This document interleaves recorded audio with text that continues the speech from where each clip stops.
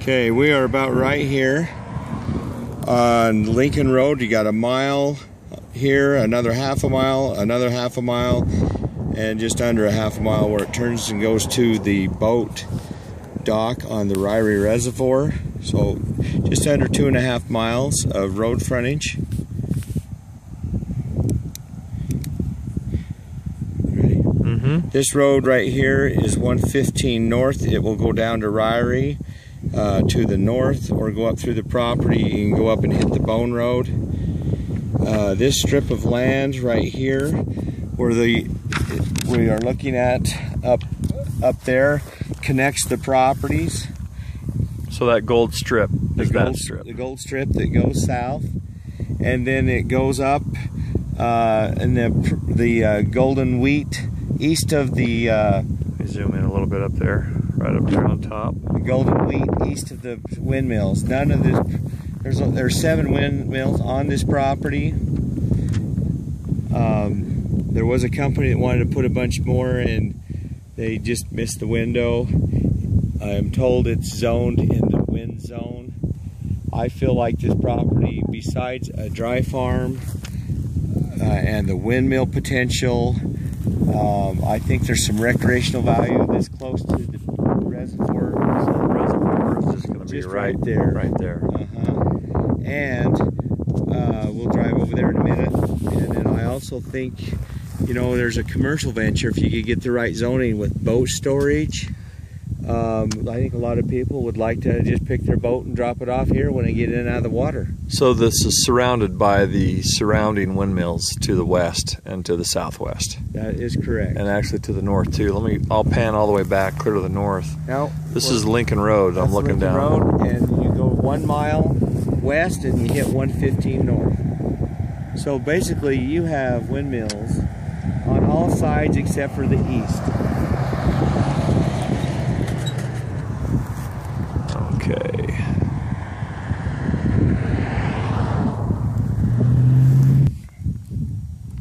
Okay, we've driven down to the northeast corner, which is right about here. Just let me focus in. There we go.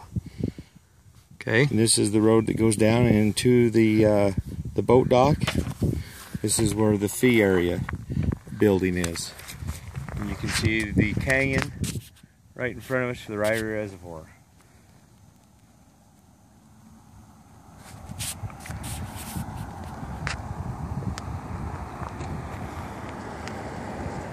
So we're looking down the line right there.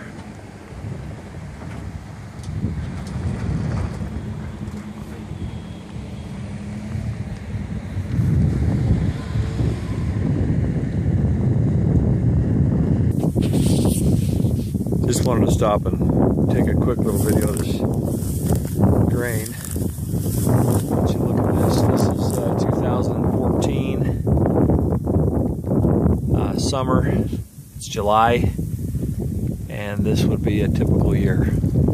It's actually pretty dry this year, but they have gotten some good rain. But this would be a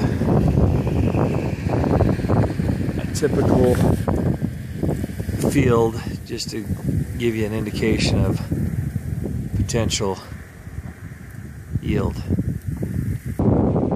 Okay, this is just below where we were before, down the pay fee road, and of course just below us is the the boat ramp put in.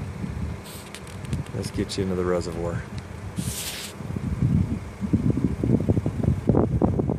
Property just on top of the hill. And then the property is just back right there on top of the hill, right there.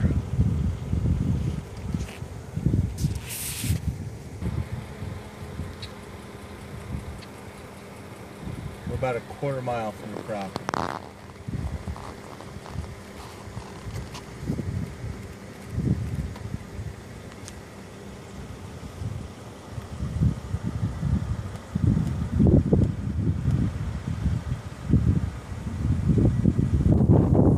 Okay, we've just come from the boat ramp, and now we're looking south.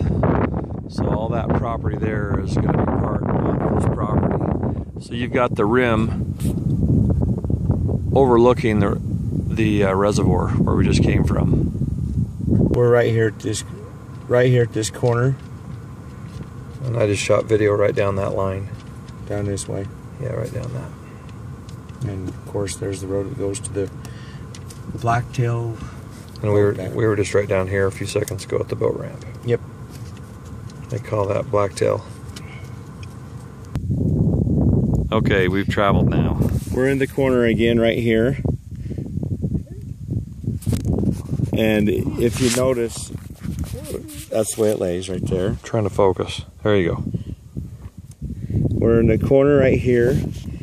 And this is 115 East.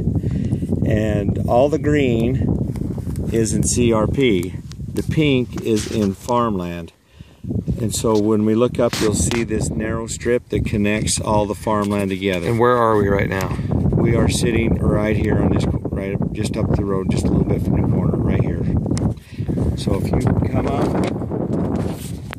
you're looking straight south, you pan a little bit to your right, and that is the strip that connects it. So both those grain fields are part of this property. And then beyond that grain field here to that ridge and those, yes, where the wheat is. Little CRP over there.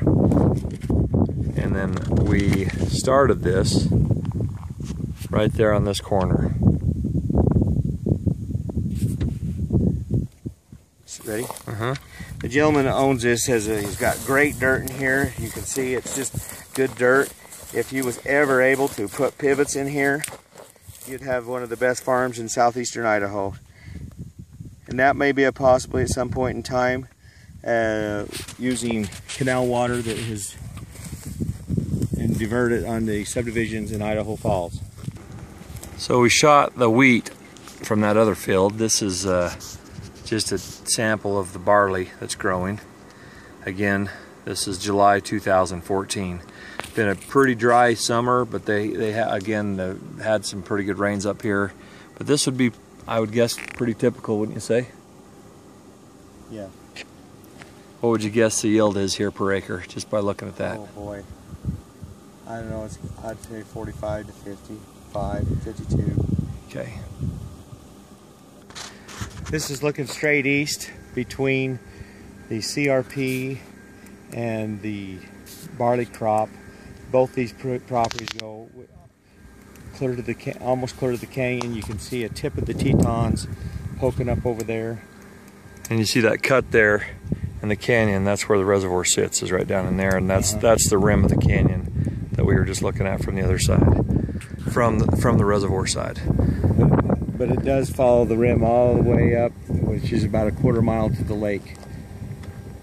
From that rim down. Yes. So there should be views of the reservoir pretty much all the way along there for sure. Yeah, and it's nice to have a little view of the Tetons. So we're looking at the Bone Road, and so that would be southwest, and then this is more of the barley growing, and this would go, boy, how far from here? About a mile and a half from this turnoff of property. Everything on the, from this side looking west would be on the right hand side of Bone Road, north side. Parked right here. Yeah. So we were just looking down that road, parked about right here. All this is in barley currently. So what I call Bone Road up on top is a spur of the Bone Road. We're now down to the main Bone Road, and 9th south is the spur that would take you back to the east down toward the reservoir. So this is coming from the Idaho Falls area, Ammon, or Idaho Falls, Ammon, Iona area, coming up Bone Road toward the southeast. And this is 9th south turnoff. You'd go left on this turnoff down to the reservoir through the property that we just videoed. Go. We come down 49th south. We're sitting about in here. As you can see, it's on both sides of the road. There's a fishing game public access just behind us to the west. Called Cowards. And then down here, there's, I think they Gibbs Crossing, they used to bring the wagons through here and cross this canyon. And a lot of these trees in front of us are part of this property. And I guess behind us also, right? Correct. A little ways back, yes.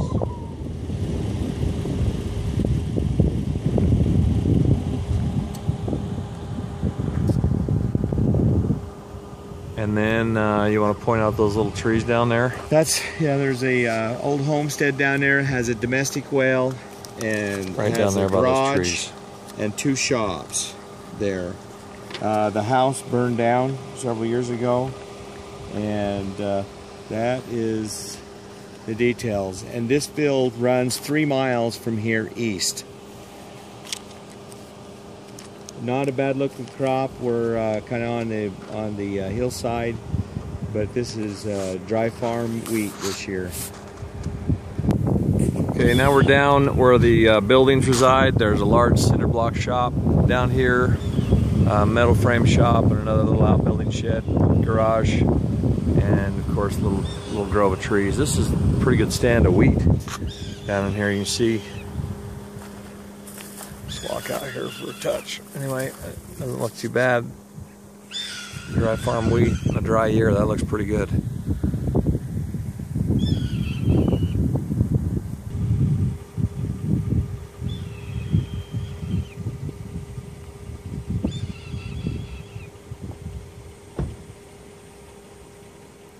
Okay, if you have any questions about this property, you can contact Jeff Lurwell, Countrywide Properties, 208-351-7300. Thanks for taking the time to watch this through.